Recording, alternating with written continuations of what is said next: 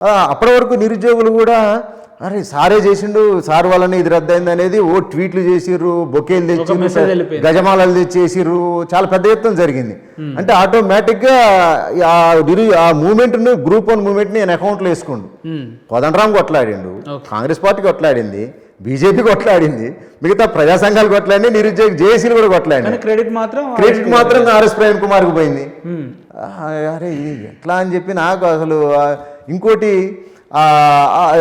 Leak చేసిన వాళ్ళలో చాలామంది, కొంతమంది లీక్ అయిన అభ్యర్థులు వాళ్ళ పేర్లు ఎవరికి రాని ఈయనకే ఎట్లా వస్తున్నాయి అనేది నాకు చాలాసార్లు డౌట్ వచ్చింది. ఓకే, అరే ఇంత చాకచక్యంగా ఎంత పోలీస్ డిపార్ట్మెంట్ అయితే మటుకు ఎవరికి రాని లీకులు ఎవరికి రాని అని చాలా సందర్భాలలో రాంది ఈయనకు వస్తున్నాయి. చాలా సందర్భాలలో డౌట్ వచ్చింది. నిజానికి అంటే నేనేం చెప్తున్నట్టు ఇది చీకటి ఒప్పందం, కేసీఆర్ వదిలిన బాణం. ఇది కేసీఆర్ వదిలిన బాణం, ఇది 100 కాదు 1000% ఇది. సరే, మీరు చెప్తున్నట్టు కేసీఆర్ వదిలిన బాణం అయితే ఎన్నికల ముందే పొత్తుకెళ్ళొచ్చు కదా, ఎన్నికలు అయిపోయిన తర్వాత ఇప్పుడు ఎందుకు గెలుస్తున్నారని చాలా మంచి ప్రశ్న అడిగారు. చాలా అంటే చాలా మంచి ప్రశ్న అడిగారు. ఎందుకంటే అసలు వ్యూహమే అది కదా.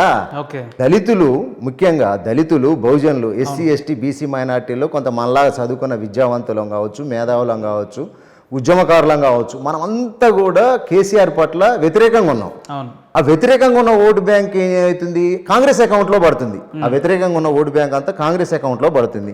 ఇది కాంగ్రెస్ అకౌంట్లో పడుకోకుండా ఏం చేయాలి, వీళ్ళకి ఒక నాయకుడిని తయారు చేయాలి. వీళ్ళకి ఒక నాయకుడిని తయారు చేస్తే ఆ నాయకుడు పక్కన తిరుగుతారు, ఆ నాయకుడు పక్కన ఆ నాయకుడి అకౌంట్లో పడుతుంది. ఇదంతా కూడా పడ్డప్పుడు ఆటోమేటిక్గా టీఆర్ఎస్ పార్టీకి ఒక లిక్విడ్ ఓటు బ్యాంకు, పెన్షన్స్ కావచ్చు, దళిత బంధులు అని, ఇంకా బీసీ బంధులు అని రకరకాల బంధులు పెట్టిండు కదా, డబుల్ బెడ్రూమ్లు అని, ఇంకా ఏవో పెట్టిండు పథకాలు, అమలు కాని పథకాలని పెట్టిండు. ఆయన ఏంటంటే నాకు ఖచ్చితంగా 25 నుంచి 30% నా అకౌంట్లో ఉంది లిక్విడ్ ఓటు బ్యాంకు, ఇది కరెక్ట్గా పడితే మిగతా వాళ్ళకు పడకోకుండా చేసేసాలనేది వ్యూహం. ఇది ఒక వ్యూహం. ఇదేంటంటే పెద్ద స్థాయిలో జరిగింది ఇది కుట్ర. ఆ వ్యూహం ప్రకారం ఏంటంటే కాంగ్రెస్ ఓటు బ్యాంకుని చెల్లాచెదరు చేయాలి. అది దానికోసం ఈ కేసీఆర్ ఈ బాణాన్ని వదిలిపెట్టిండు. దీనికి మీకు ఒక్కసారి మళ్ళా వెనక్కి పోదాం. విఆర్ఎస్ తీసుకున్నప్పుడు మీరు చూడండి, ఆర్ఎస్ ప్రవీణ్ కుమార్ గారు విఆర్ఎస్ తీసుకుంటారు కదా, ఈ దేశంలో ఏ ఐఏఎస్ ఐపీఎస్ ఆఫీసర్కైనా ఒక్క రోజులో విఆర్ఎస్ వచ్చిందా ఒకసారి ఎంక్వైరీ చేయండి మీరు. ప్రవీణ్ సార్కి వచ్చిందా ఒకటే రోజులో? పొద్దున అప్లై చేసుకుంటే నైట్ కల్లా వచ్చింది. ఇది ఎట్లా సాధ్యమైంది? అదే అంటున్నా కదా, రాజు దలుచుకుంటే కాదా, పైన కేసీఆర్ గారు ఉన్నారు, కేసీఆర్ దొర ఉన్నాడు కదా రాజుగారు దలుచుకుంటూ అయిపోయింది పని. ఇదే ఆకునూరి మురళి గారు విఆర్ఎస్ తీసుకున్నప్పుడు మరి ప్రవీణ్ సార్ చెప్పిండు కదా, బహుజనులకు అన్యాయం జరుగుతుందని నేను విఆర్ఎస్ తీసుకున్నా, అక్కడికే వస్తున్నా. ఆకునూరి మురళి గారు కూడా విఆర్ఎస్ తీసుకుండు. ఆయనకి ఎన్ని రోజులు పట్టిందో తెలుసా? దాదాపుగా 2 నెలలు పట్టింది విఆర్ఎస్. అంటే నీకు ఇంత షార్ట్ టైంలో ఎట్లా యాక్సెప్టెన్స్ వచ్చింది? నాకు 45 రోజులు ఏమో పట్టింది అన్నట్టు వారు చెప్పారు. ఎంత పట్టింది? 45 రోజులు పట్టింది.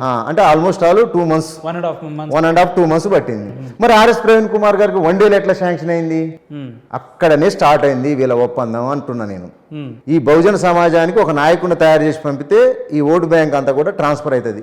అందుకే ఆకునూరి మురళి గారిని అనేక సందర్భాలలో కూడా ఒకటే సబ్మిషన్, ఆకునూరి మురళి గారిని అనేక సందర్భాల్లో మీకు పొత్తుకు ఆహ్వానించిన పార్టీ తరఫున మీరు రండి సార్, మీరు ఒక ఐఏఎస్ ఐపీఎస్ గెలిస్తే ఈ రాష్ట్రంలో ప్రపంచం సృష్టించవచ్చు, మీరు రండి సార్ అని అంటే సార్ చాలా సందర్భాలలో కూడా కొంచెం విముఖత వ్యక్తం చేసిండు. ఎందుకంటే ఆయన కొంత ఐఏఎస్ కాబట్టి చాలా మందిని చూసి ఉంటాడు కాబట్టి ఏంటంటే ఆయనకు ముందస్తు జరగబోయే కొన్ని అంచనా వేయగలిగిండేమో, అందుకే అంత అందరికన్నా ముందు ట్వీట్ చేసిండు. పోలీస్ బాస్ ఇది అన్యాయం అని చూసినగా డంకి సారీ చెప్పేసిండు. అంటే నేనేమంటున్నానంటే కొంతమంది మేధావులకు అర్థమైంది, ఈయన పోకడ అంతా కూడా అర్థమైంది. ఇప్పుడు మేము పార్టీలో ఉన్నాం, పార్టీ నిర్మాణంలో ఉన్నాం కాబట్టి మేము సడన్ క్వశ్చన్ చేయలేం. ఇదేంటంటే పార్టీ వ్యూహం అని అంటాడు. ఇప్పుడు అనట్లే పార్టీ వ్యూహం అని. ఇప్పుడు నేను పోటీ చేయడం అనేది కూడా పార్టీ వ్యూహం, భవిష్యత్ వ్యూహం, బహుజన వ్యూహం అని. నల్గొండలో మాయావతి గారు వచ్చిన తర్వాత కూడా, ముఖ్యమంత్రిగా ప్రకటించిన తర్వాత కూడా ఏ సభలు సమావేశాలు పెట్టినా ఆర్ఎస్ ప్రవీణ్ సారు చాకచక్యంగా మాట్లాడడం, బిడ్డ కేసీఆర్ అది చేస్తాం, బండి వెనక బండి గట్టి అని చాలా మాట్లాడింది కదా. మరి అదే చెప్తున్నా నేను. ఇప్పుడు ఈ వ్యతిరేక ఓటు బ్యాంకుని ఇటు ట్రాన్స్ఫర్ చేసేయాలంటే ఇట్లాంటి ఎమోషనల్ డైలాగ్స్ ఉండాలి కదా, అది కూడా ప్లాన్ అంటున్నాను. మీరు చెప్తున్నట్టు కాంగ్రెస్ వ్యతిరేక ఓట్లన్నీ కూడా చీల్చడానికి కేసీఆర్ గారి ప్లాన్ అయ్యి ఉంటే మరి అన్ని నియోజకవర్గాల్లో బీఎస్పీ నుంచి పోటీ చేయాలి కదా, మరి ఎందుకు చేయలేదని? వీళ్ళు కొన్ని నియోజకవర్గాలలో అసలు వద్దనుకున్నారు. చేస్తున్నారు. సపోజ్ ఎగ్జాంపుల్ ఆ, మునుగోడునే తీసుకుందాం. బై ఎలక్షన్లో మునుగోడులో ఆందోళన శంకరాచార్యనే పెట్టినావు. అవును. మరి మొన్న జరిగిన ఎలక్షన్లో ఎందుకు విత్డ్రా చేసుకుండు? మీరు చూడండి, గూగుల్లో కొట్టి చూడండి. గూగుల్లో కొట్టి చూస్తే మీకు బీఎస్పీ పోటీ చేయలేదు. మునుగోడులో చేయలేదు. ఓకే. దాదాపుగా 12 చోట్లలో చేయలేదు. దాదాపుగా 12 చోట్లలో బిఎస్పీ సింబల్ లేదు, పోటీలో లేదు సింబల్. అంటే అది దేనికి చర్చకు దారితీస్తుంది? ఇప్పుడు ఒక పార్టీ అన్నప్పుడు ఒక ప్రాంతీయ పార్టీ కావచ్చు, జాతీయ పార్టీ కావచ్చు, పోటీ చేసే అవకాశం ఉండి పోటీ చేయకపోవడం అంటే ఏందన్నట్లు? 12 చోట్లలో ఒక్క చోట కాదు. మిర్యాలగూడలో డాక్టర్ రాజు గారు అని చెప్పి చాలా సీనియర్ నాయకులు, నాకు తెలిసి ఆయనకు 65-70 దాకా ఉంటాయి అనుకుంటా.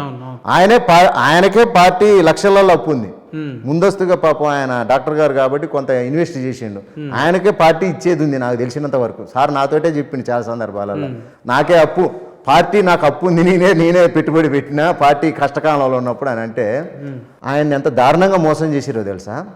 బీఫామ్ ఇచ్చి లాస్ట్ రోజు ఆయన పేరు రాయలేదు అందులో, చివరి నిమిషంలో ఆయన కవర్ పట్టుకొని జాగ్రత్తగా అక్కడికి పోయి మళ్ళీ ఏం చెప్పారు ఆయన్ని, నువ్వు ఆర్ఓ ఆఫీస్కి పోయిన దాకా కవర్ ఇప్పొద్దని చెప్పారు.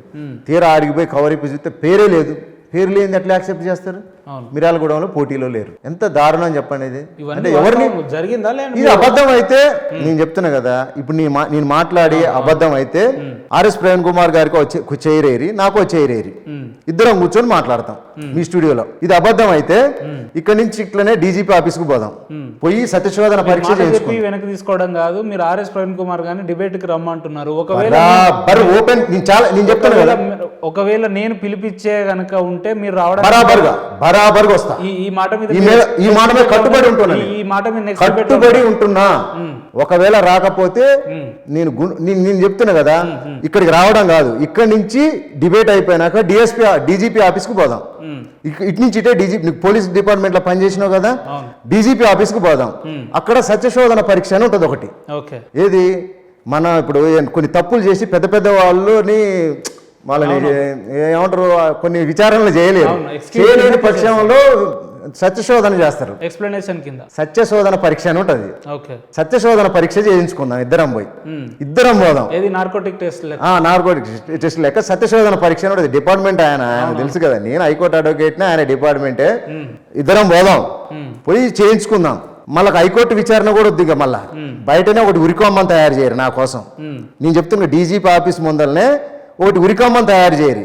నేను ఒకళ్ళ ఆ విచారణలో నేను చెప్పే అన్ని అబద్ధాలు అయితే నన్ను అక్కడనే ఉరిదీరి, కోర్టు కూడా పోయి విచారణ చేయవసరం లేదు. నన్ను ఈయన చేసింది తప్పు, రాజ్యాంగం ప్రకారం ఈయన చూడొద్దు నన్ను అక్కడే. సరే, ఇదంతా ఈ పక్కన పెట్టేస్తే, మీరు పార్టీలో జాయిన్ అయిన రోజు యూనివర్సిటీలో, ఇప్పుడు ఉన్న తెలుగు యూనివర్సిటీ కావచ్చు, ఉస్మానియా, కాకతీయ, ఇవన్నిటి కూడా ఒక చర్చ ఏంటంటే, ఎవరున్నా లేకున్నా సాంబశివన్న పార్టీలో జాయిన్ అయ్యాడు, ఆయనకు ప్రధాన స్థానంలో ఆయన ఉంటాడు, టికెట్ వస్తుంది అనే ఒక ఊహాగానాలు ఎక్కువ కాదు ఉన్నాయి.